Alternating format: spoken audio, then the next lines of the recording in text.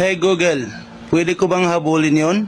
Huwag kang maghabol kung iniwan ka na, tanga. Masasaktan ka lang, ulol. Kaya maraming di makamove on. Dahil iniwan na nga, maghahabol pa. Pag iniwan ka, senyales na yun na hindi ka gustong panghabang buhay. Kaya huwag kang tanga. Naku po Google, kunti lang yung tanong ko, ang dami mo namang sinabi Personalan na yan O ito na lang Google, ibahin ko na lang yung tanong ko kasi iba naman yung tinutumbok mo Baka makasagot ito na lang. Pwede ba akong sumiksik dito Google? Huwag mong ipagsiksikan ang sarili mo, bobo. Kung wala ng space para sa'yo, dumistansya ka na lang, tanga. Kung patuloy mong ipagsiksikan ang sarili mo, masasaktan ka lang sa mga makikita mo. Ay, naku po Google.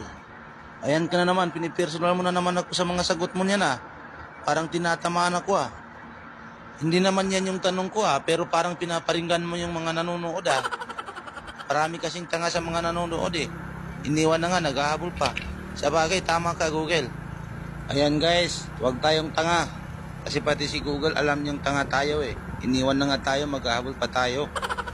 Wala na nga tayong space na ipagsiksikan pa natin yung sarili natin. Kaya wag tayong tanga mga guys.